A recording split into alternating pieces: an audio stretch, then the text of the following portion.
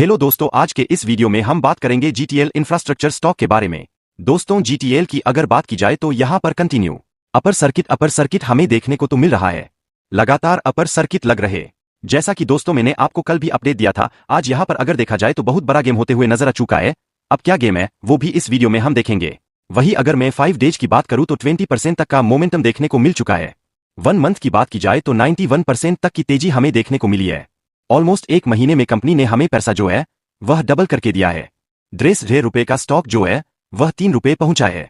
6 month की अगर बात की जाए तो 104% रिटर्न। वही 1 ईयर की बात करूं तो 271% तक के रिटर्न्स जो है वह कंपनी ने हमें बनाकर।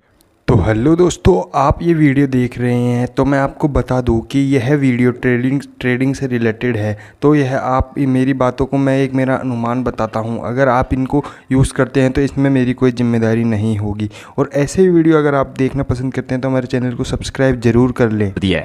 वही अगर आप यहाँ पर लास्ट ईयर का डेटा देखोगे तो सबसे बड़ी प्रॉब्लम जिस चीज का जो डर है रिटेल इन्वेस्टर्स को भी होना चाहिए और जो भी जीटीएल के इन्वेस्टर्स है उनको भी होना चाहिए। देखिए, कंपनी जो है वह एक समय पहुंची थी ₹3.70 के आसपास, ₹3.80 के आसपास।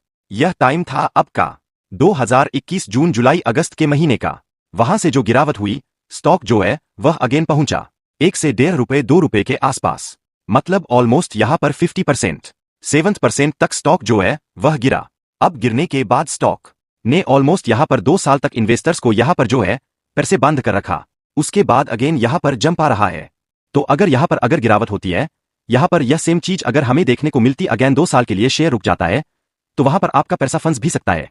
तो यहां पर नॉर्मली हम इस स्टॉक को क्या लॉन्ग टर्म के व्यू के हिसाब से लेना चाहिए। देखिए, अगर आप यहां पर लॉन्ग टर्म पर्पस के हिसाब से इस स्टॉक को ले रहे हैं तो ऐसे में आपको कंपनी के फाइनेंशियल फंडामेंटल देखना जरूरी है।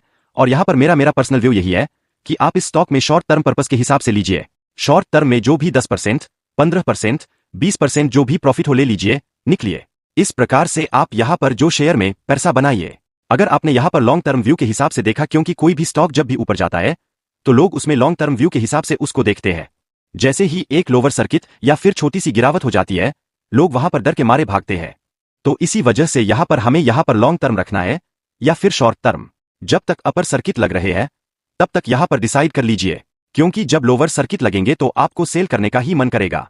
तो सबसे पहले यह डिसाइड करना आपको कि आपको लॉन्ग टर्म रखना है या फिर शॉर्ट टर्म। वहीं अगर आज की बात करूं तो जीटीएल इंफ्रास्ट्रक्चर में जिस हिसाब से कंटिन्यू अपर सर्किट लग रहे हैं, न्यूज यहां पर देखिए कोई भी बड़ी न्यूज नहीं है। यहां पर नॉर्मली जो भी हो रहा है ऑपरेटर गेम हो रहा। बहुत सारे लोग बोले यह सीबीआई कर रहा है।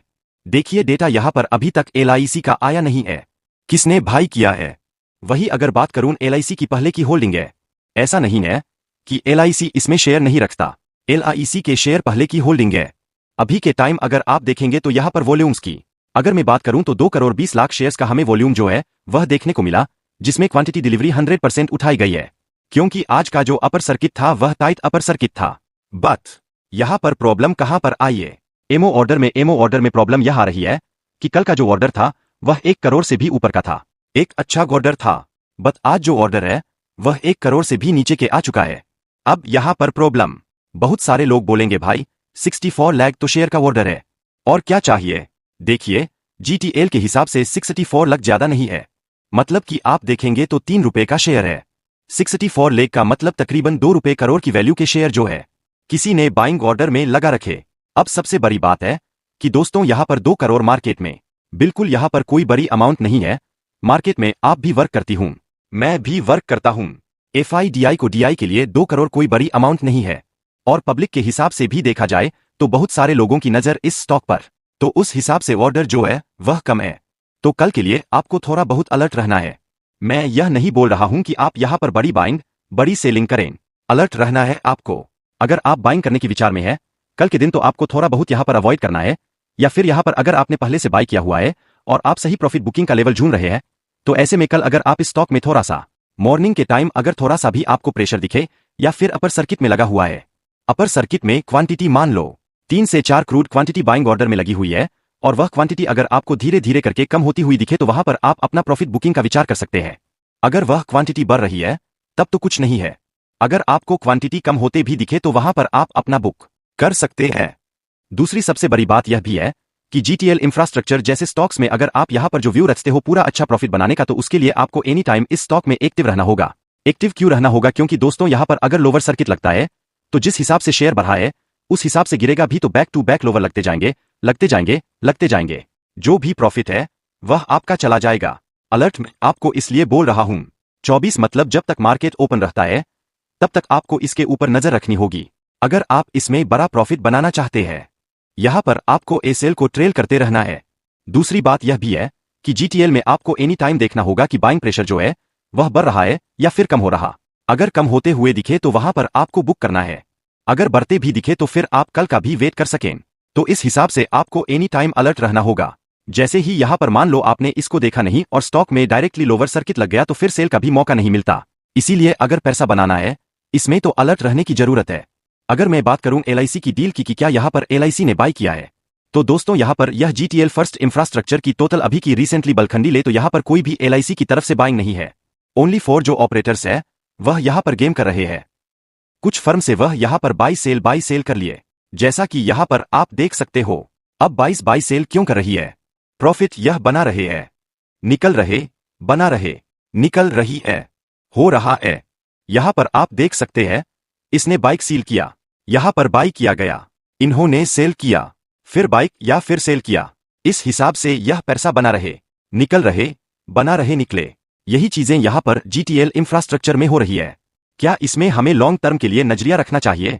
लेकिन लॉन्ग टर्म व्यू के हिसाब से मैं तो अवॉइड करूंगा। बाकी आप अपना व्यू रख सकते हैं लॉन्ग टर्म के लिए, लेकिन मैं तो यहां पर नहीं रुकूंगा इस स्टॉक को, क्योंकि देखिए बुक वैल्यू माइनस में है और कंपनी प्रॉफिटेबल नहीं है। तो लोग बोल रहे कि यह प्रॉफिटेबल बन सकती है। देखिए बन सकती है, बट बनने के लिए भी यहां पर चाहिए कि कंपनी का रेवेन्यू बढ़े। रेवेन्यू एक जगह पर रुका हुआ है। दूसरी बात यह भी है कि कंपनी का जो मार्जिन है वह पहले तो अच्छा खासा था, बट अब वह भी गिर रहा है। तीसरी बात यह भी है कि यहां पर जो है कंपनी का इंटरेस्ट, जो ब्याज, जो डेट है उसके ऊपर 210 करोड़ का ब्याज लग रहा है, तो यह नेगेटिव चीज है। बाकी कंपनी कंटिन्यू लॉस में। दूसरी बात यहां पर यह है बैलेंस शीट में एक तरफ डेट तो कम कर रही है, अच्छी बात है, बट रिजर्व जो है वह यहां पर कंपनी का माइनस में है और एसेट्स भी यहां पर जो है कंपनी के कम होते हुए देखने को मिल रहे हैं। फाइनेंशियल कंपनी स्ट्रांग नहीं है। बाकी प्रोमोटर्स यहां पर टोटल निकलने की कगार पर है।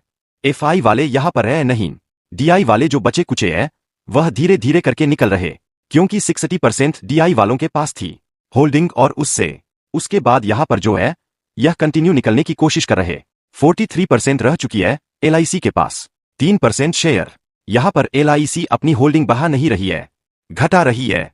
जीटीएल इंफ्रास्ट्रक्चर में लॉन्ग टर्म व्यू तो मेरा कोई है नहीं। शॉर्ट टर्म में पैसा बनता दिखे बना दीजिए, और कहां तक हमें टारगेट दिख सकते वह भी मैं आपको दिखा देता हूं। देखिए दोस्तों, जीटीएल इंफ्रास्ट्रक्चर में अभी के टाइम यहां पर सबसे पहले तो मैंने आपको बोला कि ऑर्डर कम है।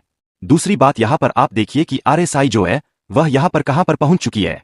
एटीएम पर आरएसए 9 पर पहुंच चुकी थी 9। अब कल अगर अपर सर्किट लगता है तो फिर से ऊपर पहुंचाएगी, तो वह एक रिस्की जोन हो जाएगा।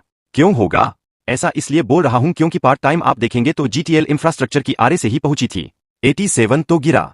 उसके पहले भी अगर आप जब स्टॉक ने 4 रुपए का ऑलमोस्ट हाई लगाया था वहां पर भी आप देख सकते हो इसकी आरएसए कितनी पहुंची थी, टॉप पर पहुंच चुकी थी 89 के आसपास। तो वहां से भी स्टॉक जब गिराना, एलटी लाइन पर आरएसआई जब पहुंचती है तो स्टॉक गिरता है तो डायरेक्ट आधा हो जाता है। तो इस बार भी यहां पर 90 से ऊपर आरएसआई कल निकल जाएगी। तो यहां पर जब आरएसआई ऊपर से ऊपर निकलती है तो वह रिस्की जोन होता है।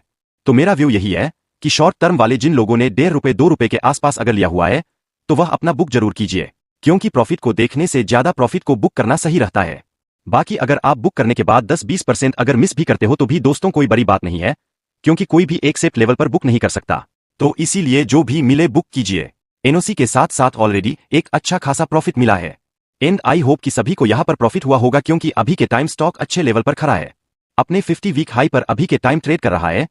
तो ओवरऑल यहां पर फ्रेश एंट्री तो नहीं बन सकती। प्रॉफिट